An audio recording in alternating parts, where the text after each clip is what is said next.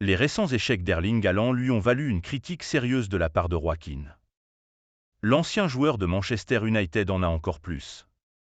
Après avoir vécu une séquence de 3 matchs sans marquer de but durant le mois de mars, Erling Haaland a été allumé par Roy Keane.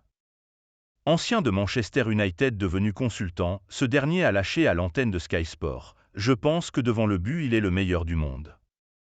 Mais son niveau de jeu général pour un tel joueur est si mauvais, pas seulement aujourd'hui.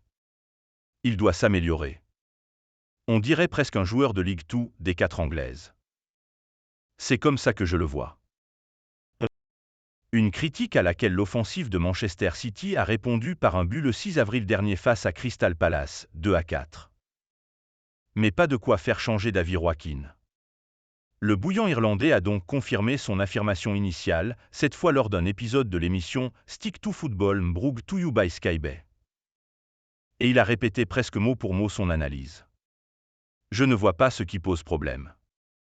J'encense Erling Haaland toutes les semaines, j'accorde du crédit à Manchester City et je pense qu'il est un buteur incroyable. Mais son niveau général est celui d'un joueur de Ligue 2. Et je suis ravi que vous ne soyez pas d'accord avec moi.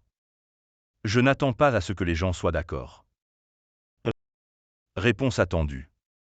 Pour Roy Keane, ce que propose Erling Haaland, semaine après semaine, est très loin d'être suffisant. Son jeu de liaison, la manière dont il envoie le ballon, parfois les options qu'il propose ou pas à ses coéquipiers. En tant qu'attaquant et buteur, il est le meilleur du monde. Pour le reste, son niveau est celui d'un joueur de Ligue 2.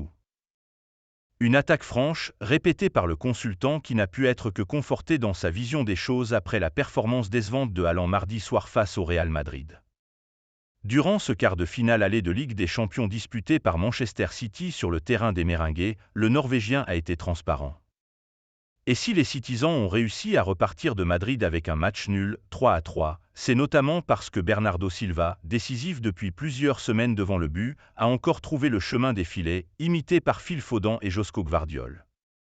Charge à Erling Haaland, dont les critiques répètent à l'envi qu'il a du mal à être en vue dans les grands rendez-vous, de répondre sur le terrain lors du match retour programmé le 17 avril prochain à l'Etihad Stadium.